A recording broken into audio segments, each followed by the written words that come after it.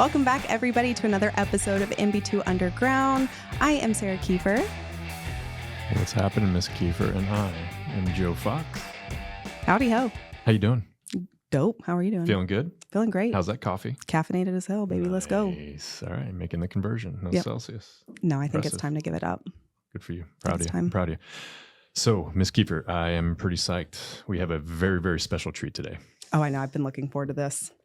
This is going to be a fun one, right? Fun. Very enlightening. We have a true OG, and OG doesn't even do it justice. The Oest of G's. We have the Oest of G's, like I like that. A founding partner of MB2. And so founders of businesses, especially the size of MB2, are extraordinarily rare just by the law of numbers.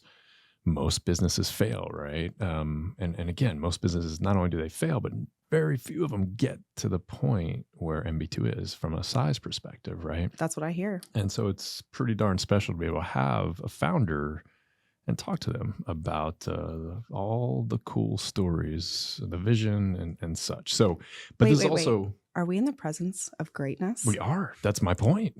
We are in the presence of business greatness. Okay, let me stop which straight. You guys stop. Okay, I'm ready. Essentially, what we're trying to do here in the MB2 Underground podcast Yes. is talk to entrepreneurs, talk to leaders, talk to folks that have had a vision and created something extraordinary and special, right? And so, but this is also a little bit of a special treat for me, or a lot of bit of a special treat for me, right? This person we're about to talk to went to my rival high school.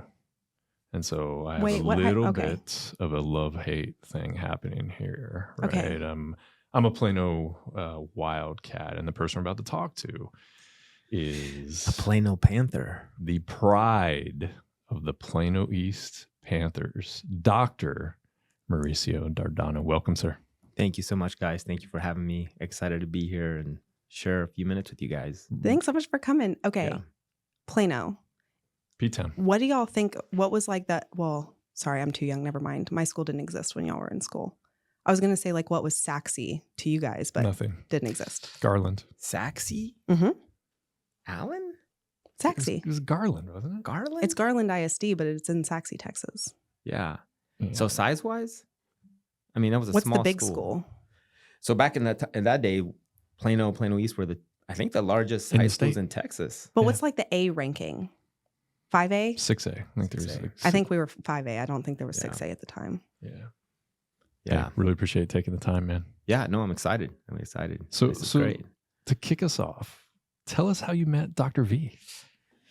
Man, it was a strange, wild story. I coming into my fourth year of dental school, I thought I had everything buttoned up to where I was going to work, but that second semester, I kind of realized that I didn't have all my ducks in a row. So I thought, oh man, I have to find a position. So I got on the Dallas Dental Society website and found a number to a job posting. Wow. And What year was this? 2000. this would have been 2007 already. Seven, okay. I graduated in 2007, so I actually started that second semester was 2007 when I started to. Do you ever think Look like for if you position. hadn't clicked on that, like what your life would look like? I mean, totally different. You would Butterfly imagine, effect right? moment. Yeah. What was Um, your plan before that, though? What would you think you were going to do? Yeah, I thought I was going to work with a family member. Really? Yeah. I mean, I have a brother-in-law that's got a phenomenal practice, and I didn't know had that. kind of thought that we had talked about doing something together, but I think when Yeah. it came down to it, I just don't think that practice was just ready to house an associate. And I just, Mhm. when I came to that realization, I thought, oh man, I gotta find a job, because at that point in time, we already had our first son, and Really? then my wife was pregnant with our second. And So- you, super cool story, you married your high school sweetheart, correct? I did, Your middle school sweetheart. ninth grade. Ninth grade. Okay. So we met in ninth grade. So what you're saying is you've been So- together since you were ninth grade? We haven't been together since ninth grade. but- Miss Kiefer. Sorry, I like to spill the tea. yeah, but we go How back. cool, man. We go back a long way. So you had your first child. You just graduated dental school. hmm You're trying to find that job that's going to be Yeah, extraordinarily so- important. Yeah, so through a series of that phone number, at that time, Dr. Villanueva had, in the timeline of MB2, he had just purchased the 3 locations that kind of started this whole thing. And so And that where number, were they? Where they were were in 3 malls here in North Dallas. And so that job posting wasn't even something that he had posted. It was the previous owner had posted it. Oh, really? Yeah. So I called it, and they're like, "Hey, we sold We don't this. go here. We don't have this. So here's the number to the broker that did the deal." So I called the broker, right? And I'm like, "Hey, I'm trying to hunt this down," right? And he's like, "Hey, I'm just the broker, so call this number." And I called another number, and it was, "I'm just an office manager of one of the offices. Here's the number to the That's to the owner." tenacity. Like that's So- you really Persistence. wanted to get there. Key to Yeah. success, right? In every business. And is so persistence. Dr. V Right. actually, I don't even think he knew there was a posting out. So he's like, "Why is this guy calling me?" I mean, I'm thinking that's kind of probably went through his head. Yeah. But yeah, we met up. We met up. Actually, we met up at Payway, for Oh. lunch in the mall. Nice. And That's where- that was our Humble first meal that we beginnings. had. That's where business was being done Yeah, back then. I that love was it. the first. That was our first meal together. And So, it was power an lunch. associateship that you were. Yeah, an associateship, and Okay. I felt really impressed by him. And I had other positions that I was looking at, and believe it or not, he wasn't offering the best terms. So when I was looking out for my family, I was like, I was talking to my wife, and I was like, "Hey, I think this other position, they're offering more and all this stuff, but I just really feel drawn to Mhm. to Dr. V." What was it about him? I or don't his know. Personality? Interesting. I don't know. We just, I mean, I feel like we clicked when we, Mhm. when we had that first meeting and when we had our first conversations. Alignment, values. He, culture. he has kind of like a multicultural background, and Yeah. one of them is, kind of, I'm not going to say Latin American, but he would, Yeah. he grew up in Venezuela, spent part of his life there, and so, me being from El Salvador, and we kind of had that connection. I just thought, man, this guy, I don't know, just felt it, Love it. And actually, when I made the decision, I'd actually, in my mind at the beginning, I was, after I had all my options and evaluating them, I actually thought I'm going to go with this other position. And when I made that decision, and let's say like I slept on it, like the next day I was like, I can't, like I need to do this. Wow. So anyways, yeah. Divine intervention. Yeah, That's so cool. it worked out. And Love it. was ownership always on your mind? Always a goal you had?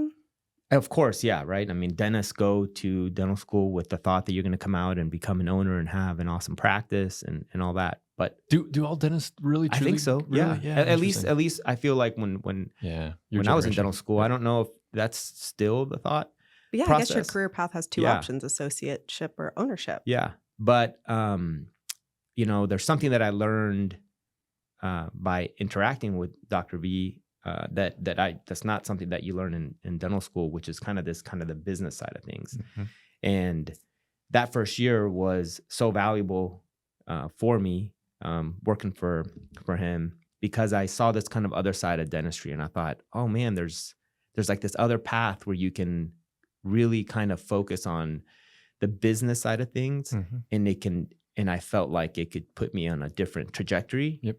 And so that's kind of what then I, That by really the piqued your example that interest. he had kind of laid out, that's kind of why I was like, this is kind of the path that I feel like I want to take. Yeah. So it kind of changed my mindset. Yeah, absolutely. So, So walk us through that conversation you had with Dr. V when you told him that you wanted to be an owner. yeah. So believe it or not, like I'm just going off my memory, Yeah. right? So he might say a little bit different. We But- have asked Dr. Shaw on Okay. this story too. Yeah, I kind of Okay, want to see how the so- stories align. Yeah, so they weren't offering like an opportunity for ownership. Mhm. So when my year was up, I said, and I had become really good friends with Dr. V. And I said, hey, thank you so much. Like I'm ready to kind of do my own thing, and I'm going to do my own thing. Right. I mean, the normal thing that happens. Yeah. And was the contract just a year? That was It normal was just back- a year. Yeah. And and even a lot of the stuff that we've done, looking back at our partnership, it's one of the great things. And where I feel like we're such good friends. a lot of our stuff was also like very handshake type stuff. Yeah, absolutely. Old Right? school. Word of mouth. Yeah. Yeah. It was like we generated these contracts and we were all like, okay, I'm not gonna read it if you don't read it and you don't read it, and we just sign it and let's just move forward, right? That's kind of how it Seems to was. have So worked out. yeah. So anyways, but after I had that conversation, I think he might have already had it, in his mind that they wanted to grow with people. Yeah. And sorry, did I just move this and mess this up? You can do whatever you sorry. want, Dr. Dardano. You're the boss. And then he said, hey, why don't we try to do something together? Mm-hmm. And so that's kind of how that went. And I thought, oh man, like I know the system here very well. I see that there's like a kind of a team of kind of the management already in place. I thought I can leverage that and really kind of obtain the goal that I had at that point in time was I wanted to replace my chairside income. Mm-hmm. It's what I wanted to do. And so I thought I could do that by opening up offices. And I gave myself 10 years. I was like, if I can do if I can do 5 offices in 10 years, I feel like I could replace my chairside income. And then, I can choose to how I do dentistry. Yeah, I was going to ask how hard of a decision it was to choose between like going off and doing your own thing or doing that with Dr. V as a partner, like in that kind of pivotal time where you're making that it wasn't decision. hard. It wasn't hard for me. Like I awesome. very, I saw the benefit in leveraging our talents. And so that's the path that I chose. Although like my classmates were like, what are you doing? Why are you, our initial partnership was a third, Mm-hmm. is kind of how that was structured. And I told some of my classmates, they're like, why are you giving up 66% of your office? And in my mind, I thought, yeah, I can see how that looks that way, but you were looking long term. You were planning for the future. This is just one project. I'm planning on doing more. So what was that first project? So the first office that I did, I opened in Rowlett. Mm-hmm. Represent. Yeah. So Rowlett, and I was there, and just like I thought, it took me about 2 years to get that office in a position where I could step away from it, and it was profitable. So Rowlett practice was not in a mall. So y'all built that practice? Yeah, I was in a retail strip. Okay. Yeah, we kind of started to, we never, I don't think anybody ever thought we're going to continue to do mall practices. Right? Yeah, I was just thinking about how the original 3 practices you got outside of that for your first ownership I think opportunity. We looked at like where the growth was. So for me, the way I looked at it, I was like, oh, this Rowlett is growing. And then where's the growth opportunity? It was right next to like a super Target. Yeah. So we started to look at, that's kind of what we were seeing, like these retail strips that were next to, something that was anchored, that was going to bring traffic. And that was before they put the highway in. So now there's a lot of traffic over there. Yeah. Wow. Yeah. Did you guys have a broker or consultant that was helping you with this, or was this just your business sense? Yeah, no, we didn't. We didn't have. Pulse check. How old were y'all at the time? So this was 2000. So this was let me think here. 2007. I started. I did 2008. So this office opened up the week before Thanksgiving of 2008. And how old were you? Oh, sorry, gosh, you got me. So 2008. So what is that? I'm 44. Yeah. Boom. So what do we subtract that? I just think about like 44. So I would have been 30. Like these. Yeah, 30. Well, this is not wrong. That's wrong. That's wrong. No. But I'm just thinking about like the age and the experience and the wisdom and like doing this on your own. 28 is right. Boom. There you go. So got me. And sorry, I'm going to get a little financey geek here. I love financial history, but that was a pretty darn interesting time to open a business. It was. November of 2008. Lehman Brothers failed in September of 2008, my first employer. And so that was like, there was a whole lot of turmoil going on. But did that impact you all at all? No, I wasn't invested in kind of the stock market at all. Interesting. So in my mind, I didn't even pay attention to that stuff. All I knew is that we weren't really borrowing money. So from the beginning, the agreement that the gentleman's agreement was that we're paying cash for our practices. So I saved up that first year. I tried to save up as much as I could for Having a for family. the third of that practice, but it wasn't like I didn't get. If I'm trying to remember correctly, I think we each needed $90,000 to do de novo. to do that de novo, and then we leased the equipment and thing, and that's right. Okay. But to do the finish out and to do the space and all that, and I think I had 60 of the 90, and then I got the other 30 lent to me by the other two partners. And the decision to not use financing was based on, what was it, like the discipline approach, or like why? The banks are just, it was hard tricky. to get. It's really hard to get money. And then it was it was what came with that as well. Yep. Right. Yep.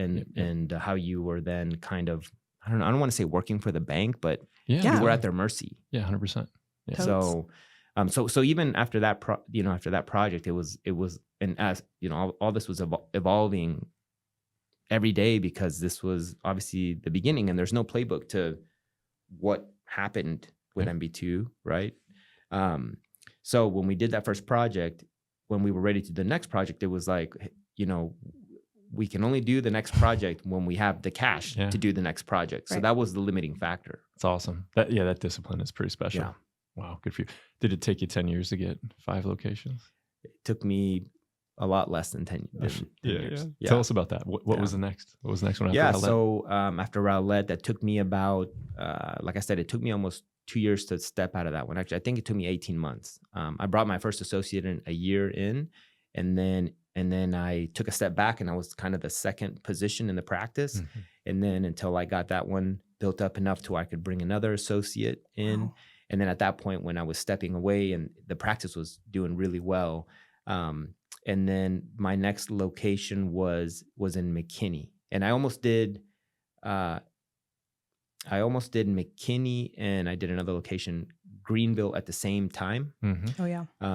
And then because that first location was doing so well, and it was really profitable, it really helped me out. Absolutely. It really like springboarded me, right? Because I didn't really have to, let's say, work every day to have enough to pay for my living. Yeah, absolutely. So that really helped out. Where do you think this entrepreneurial spirit comes from? I mean, you're 28 and you already have like your 10-year plan. Yeah, growing up, we came to this country. My parents, I mean, my mom didn't even speak English. Wow. So she was a stay-at-home mom. My dad worked for Texas Instruments, and we were comfortable, but I wouldn't say that there wasn't a lot of excess, right? And so my dad had to have side businesses, and we did those on the weekends. So there was different businesses that they got into where we would go to like these fairs and sell. Gosh, we've sold shirts, we've sold silver, we've sold lawn furniture was one of the best ones.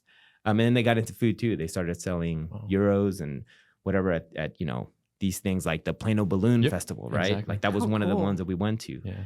So I would have to help out to do these things, and we started doing that when it was time to send my oldest sister to college. Mm-hmm. It's how he started to do this so he could save up. So I was around that, kind of in that whole kind of mentality of like, oh, hey, I'm trying to hustle out here to make some money, right? Yeah. And awesome. So I want to say that it was that. Yeah, absolutely. I don't know that what I could say. Example of your parents. That's super cool. But the risk, I think it tempers down the feeling of the risk, right? I think it makes you feel like it's going to be okay. It's a little safer. So you made another incredible demographic real estate decision with McKinney. Like, what were you thinking back then? I mean, you grew up in Plano, so Plano was the fringe of development way back in the day. Literally, truly, like only half of Plano was built out. I moved there in the 80s, right? But like, what were you seeing in McKinney? Same thing, right? Growth. We were following growth, and we would drive around and see where there were dental offices, and sometimes one of us would go in and call, be right? a new patient, and we would secret shop and say, hey, I'm just moved to the area, how booked out are you guys? I have 4 kids, or whatever. We were trying to do whatever we could to get a feel for for these locations that we were putting down. But if there was like a like a super Target or a super Walmart or something like that, it would definitely it kind of were it was part of the equation. Yeah, I love it. Yeah. And how did you get that sense that for it to be part of the equation? Was it just intuitive, or? Gosh, we just saw how much retail would be built around it and the traffic count. Yeah, it makes sense. Right. Yeah, I spend a we lot were of time at following Target, so that makes sense. that. Yeah. So does my wife. I love it. I know, right? So we were following that. But gosh, yeah, there wasn't anything or anybody that said, hey, you should do this. Yeah. It was just There's kind no of playbook. it was just kind of what we thought, hey, we think this is a good idea. So let's. So after McKinney, then what? What was the? Yeah. So, like I said, I did Greenville and Sherman, and then there was a conversation about we should probably start looking at a state. And so I thought, hey, I'll go open up, offices at a state. And so we chose Albuquerque, New Mexico. Why? How? Yeah. So when remember the original mall offices that I worked in as an associate were the ones that Dr. V bought. So they were tied to some offices those 3 offices, they bought them from a group that were tied to some locations in Albuquerque. And so every day when I would look at numbers, I don't even know what the system was called, but I could see what they were doing Really? over there. The original. So I just thought, oh man, I feel like they're outproducing us, and I'm trying really hard. Right. I'm trying really hard to beat them. So I just thought, oh, let's go check out that, that city, because I feel like we have a little bit of, of visibility into what it would be like. Yep. So that's how it happened. And I think this is around the time that MB2 got its name. Is that correct? Yeah. So because we were moving from being just a Texas, group to something else, we thought, hey, okay, it's time to change the name so that we can. So because our at this point the vision was like we're gonna expand and go into other territories outside of Texas. I've told this story 1,000 times as part of my team meeting spiel whenever we partner with offices. I want to hear it from you, like the genesis of the name MB2. I think it takes us to Papacitos. Did anybody? I heard Papados. Another or maybe Papados. I don't remember. In North Texas. Yeah. But yeah, we were spitballing names, and there was a group of us at the table, and all sorts of silly names that we were trying to come up with. The idea was that we were coming up with a name that dentists would understand, but really nobody else would. Mm-hmm. Right. I worked here for 2 years and nobody could tell me what MB2 Dental meant. We were like trying to stay really under the radar. Yeah. Right. And so I can't even remember who it was that actually threw the name out, but then it just stuck, and we thought, yeah, this is great. I love it. What were some of the other options? Oh gosh, I can't even remember.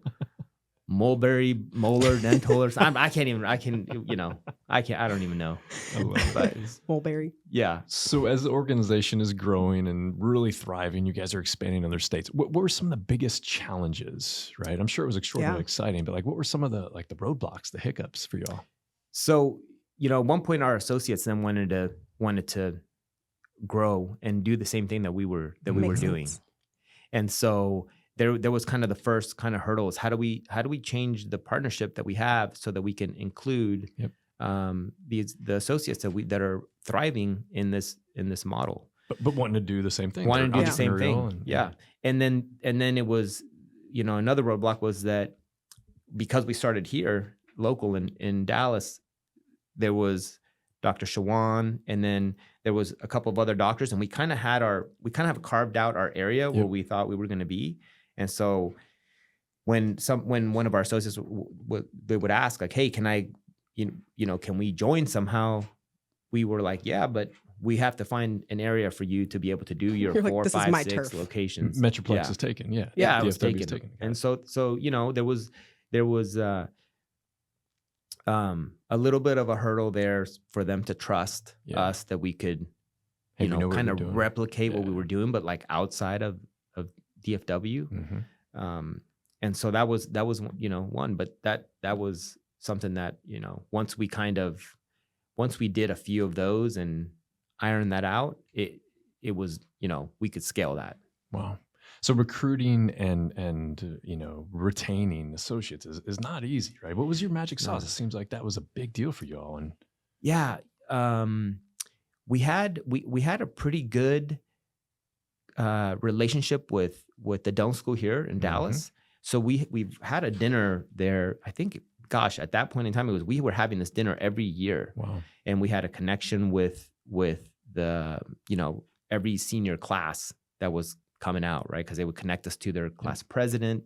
And so we go to these events, and we would always be able to pull candidates that would want to be here local, and even people that would then move on to other cities when we did like Houston and Austin and wherever we were going.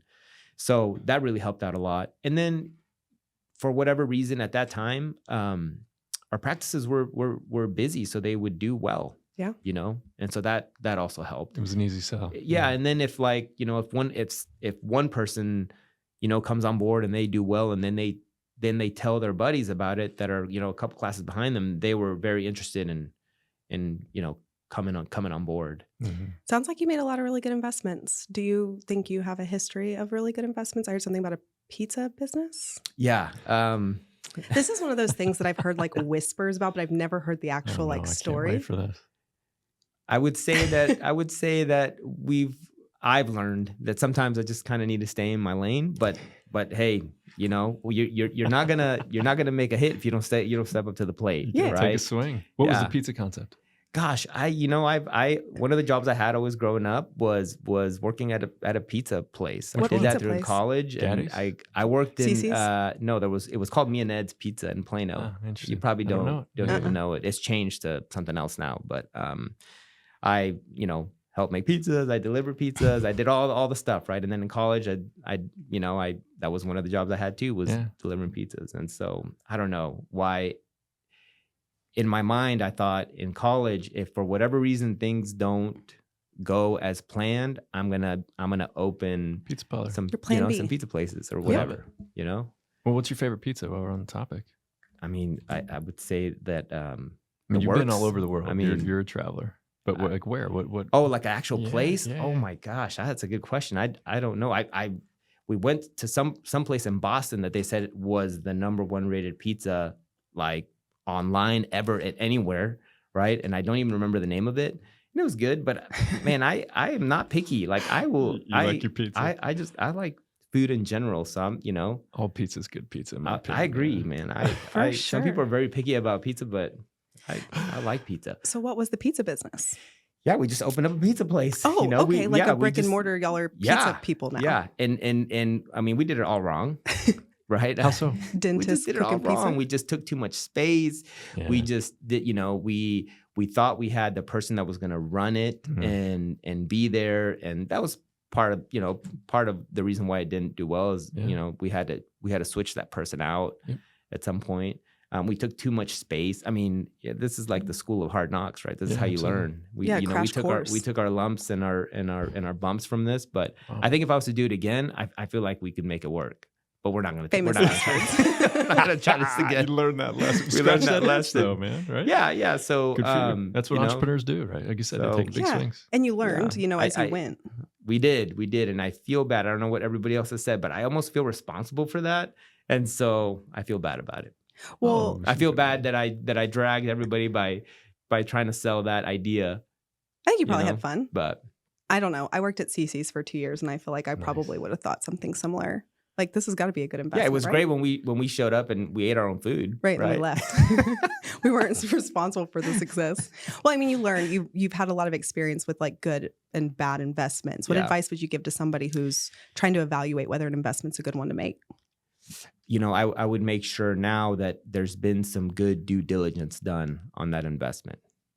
So that would be my advice. We've gone into a lot of investments that it's like, oh, a family member says this is really good, or a friend says like this is really good, and then now looking back, I'm like, man, I put a lot of trust in that, right? And some have worked out, and some haven't, but that's okay. That's kind of the nature of things. Yeah, absolutely. But now I think for me, it's I'm more careful about, if we're gonna make an investment somewhere, like give me some diligence. I want to see what track history, what's your record, Have you been through a bad cycle? Yep. Right. Yeah. So no, interesting. The restaurant business is notoriously difficult. Yeah. I mean, it's probably the hardest industry out there. So, okay, bring us to 2017. The business is thriving. You guys are all crushing it. You have how many locations at the time? At that point, I was part of 23 Jeez. locations. Wow. Yeah. So because of the way the partnership structure was back then, it's different than it is today. So I had 7 offices where like my name was on the door, and then the rest of them were offices where I was more of like supporting cast, right? Yeah.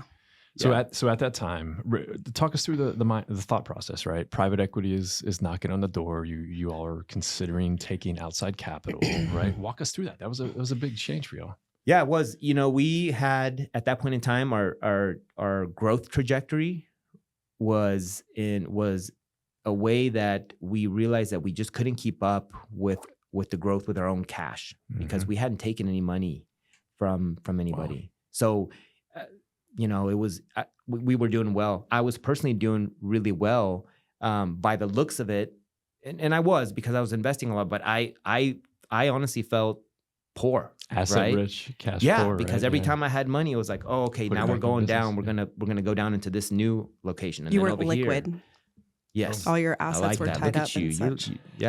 You know your terms. But I was on Google. So that earlier. was it, right? At one point in our life cycle, we thought, man, if we can grow with somebody else's money, that would be great. But with the bank, still, there was just no way that the way that we needed capital, that it would work with the bank. There's just too many hoops to jump through. Too onerous. So too many restrictions. That's where the private equity thing, made sense. Wow. After we learned about it, right? I mean, I think Dr. V really got super versed in it, and then we kind of fed off that and learned, and because it was a very new concept. I mean, that was one of the really neat things about MB2, that this business was not set up for the idea of a private equity recapitalization. Yeah, right. Well, that's one of the beauties when I talk to potential partners, right? That's what I say is like, Dr. V and his original partners built this business for them. They didn't have the concept of private equity in their minds. And so a lot of the folks that we compete with, there's 200 DSOs out there now. Wow. Did the opposite, right? They're starting with just the financial engineering component. They're not even thinking about the admin support services and all the things that you all created just because you're trying to take care of your own business. Yeah. I mean, the idea was we have multiple locations. We attracted owners that wanted multi-site ownership with the idea that they would use those businesses to replace their chairside income, right? Because as dentists, typically, if you're not in the office, in the chair, seeing patients, you're not making money. And it's hard. It was hard for me because I remember taking my first vacation and I thought, I'm like, dang, I'm missing out on the money I would have made today, and then I'm paying for this vacation, right? So it's like a double whammy. Well, now it's 2024, and 2 recaps later. What have you seen shift in MB2 over the last, I can't do math, since 2007, and what have you seen stay the same? Gosh, I would say that obviously this has become a professionalized machine.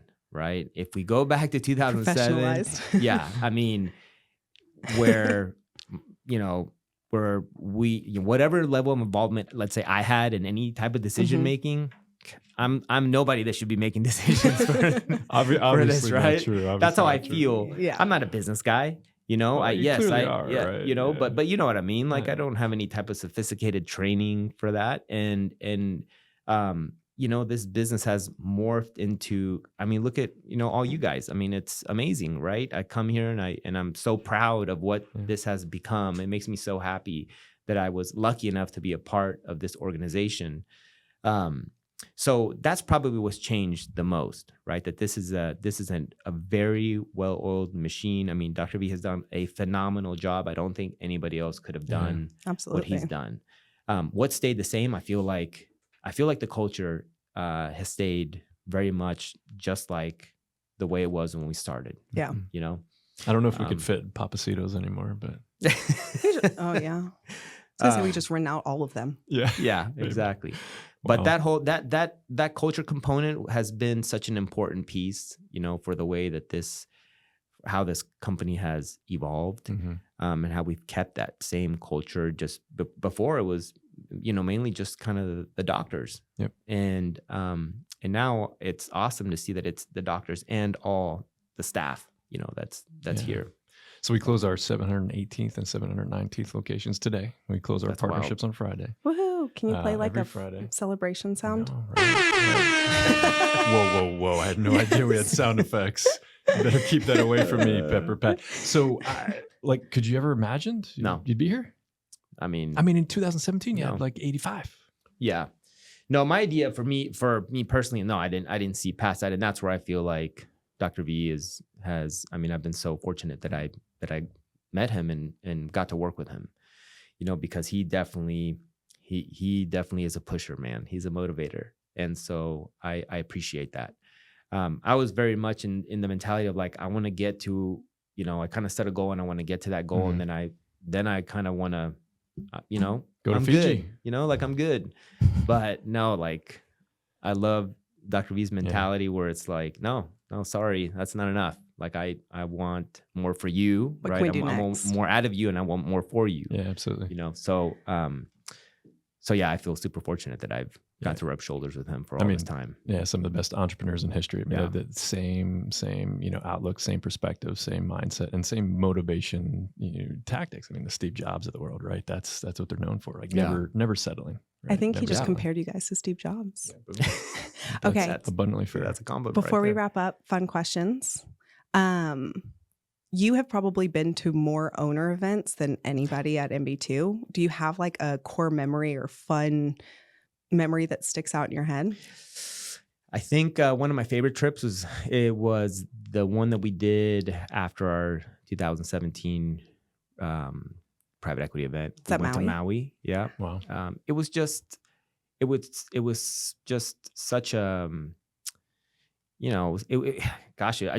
it was hard to think that deal was going to happen. There was just so much that had to happen for that deal to happen. Right. And so it really meant a lot. And so to be there and kind of look back, it was awesome. We were just, I'm a nobody and somehow I've been part of this, organization that now we're having trips and we rented out part of the Ritz-Carlton in Maui. Wow. That's a big deal. I thought it was pretty awesome. It feels like a look while we made it type of moment. Yes. Yeah. Very much so. Dr. Dardano, it's been an honor having you here. Thank you so much for taking the time. Really appreciate you, man. This has been fun. Thank you. No, awesome. Yeah, I love what you guys are doing. This is awesome. No, it's fun. We're enjoying it. All right, listeners, really appreciate you taking the time to join us for another version of the MB2 Underground podcast. We will catch you next time.